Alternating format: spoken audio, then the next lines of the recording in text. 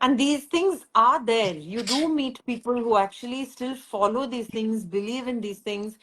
I think we didn't, I felt we did work on people's emotions. We didn't hurt anyone or we didn't. Actress Trisha கூட நடிகரும் and தாவேகா கட்சி தலைவருமான விஜய் கூட சேர்த்து வச்சு பலவிதமான சர்ச்சைகள் சோசியல் மீடியால வைரல் ஆயிட்டு இருக்கு. சோ அது எல்லாத்துக்கும் பதிலடி கொடுக்கற மாதிரி தன்னோட லாயர் கூட சேர்ந்து ஒரு ஸ்டேட்மெண்ட்டை த்ரிஷா ஷேர் பண்ணிருக்காங்க.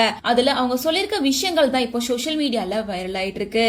அதாவது அரசியல் கட்சி தலைவரான நயினார் நாகேந்திரன் பிரஸ் மீட்ல ஆக்டர் விஜய்க்கு அரசியலே தெரியல, அவரை வீட்ல இருந்து வெளியே வர சொல்லுங்க, த்ரிஷா விட்டு வெளியே வர சொல்லுங்க அப்படின்னு சொல்லிட்டு ஆக்டர் விஜய் கூட த்ரிஷாவை சேர்த்து வச்சு வெளிப்படையா ஒரு ஸ்டேட்மெண்டா பேசியிருந்தாரு. சோ இந்த விஷயம் சோசியல் மீடியால வேற லெவல்ல ட்ரெண்டிங் ஆயிடுச்சு. எல்லாருமே நயினார் நாகேந்திரனுக்கு எதிராகவும் த்ரிஷாவுக்கும் ஆதரவாகவும் பொதுவெளியில ஒரு பொண்ணை பத்தி இப்படி அவதூறா பேசக்கூடாது, விஜய பத்தி பேசுறதுக்கு 1000 விஷயம் இருக்கு, பர்சனலா பேசவே கூடாது, இது அரசியல் நாகரிகமே கிடையாது அப்படின்னு கண்டனங்கள் தெரிவிச்சிட்டு இருந்த நிலையில இப்ப த்ரிஷாவே இதை பத்தி முதல் முறையா ரியாக்ட் பண்ணிருக்காங்க. அதாவது த்ரிஷா தன்னோட லாயரான நிதேஷ் நட்ராஜ் மூலமா ஒரு ஸ்டேட்மெண்ட்டை ரிலீஸ் பண்ணிருக்காங்க.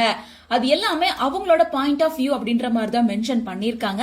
ஒரு பொறுப்பான பதவியில இருக்க அரசியல் தலைவர் ஒரு பொண்ணை பத்தி இவ்வளவு அநாகரிகமா பேசினது எனக்கு அதிர்ச்சியா இருக்கு. நான் எந்த ஒரு அரசியல் கட்சிக்கும் ஆதரவானவளோ அல்லது எதிரானவளோ கிடையாது. நான் அரசியல்ல முழுமையா நடுநிலையான ஒரு பொண்ணாதான் இருக்கேன். அரசியல் காரணங்களுக்காக என்னோட பேரை தப்பா பயன்படுத்துறத நிறுத்தணும். ஒரு பொண்ணோட கண்ணியத்தை சிதைக்கிற மாதிரி இருக்கு. அரசியல வச்சு இல்லாம என்னோட வேலையை வச்சுதான் நான் என்ன அடையாளப்படுத்தணும்னு நினைக்கிறேன்.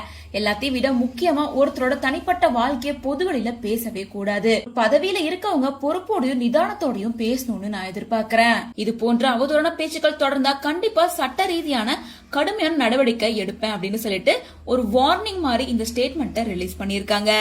த்ரிஷா கரெக்டான பதிலடி கொடுத்துட்டாங்க அப்படின்னும், இந்த மாதிரி பொண்ணுங்க போல்டா வெளியே பேசினா யாருமே இந்த மாதிரி அவதூறான விஷயங்களை பேச மாட்டாங்க அப்படின்னு சொல்லிட்டு பலருமே த்ரிஷாவோட இந்த செயலை பாராட்டிட்டு வராங்க.